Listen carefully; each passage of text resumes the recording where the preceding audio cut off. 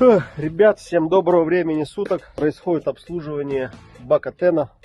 Ну, сейчас, во всяком случае, промыли. Скажу, что делаем. Было такое предание, русские народные сказки. Когда варили кашу из топора, доводим ситуацию до идеала, лимонка. Происходит процесс кипения, варения. Вот так варим кашу из тенов.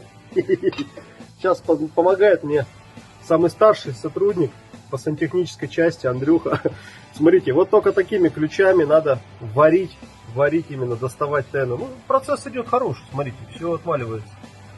Отлично. Сейчас мы сюда подкинем специи, куркумы.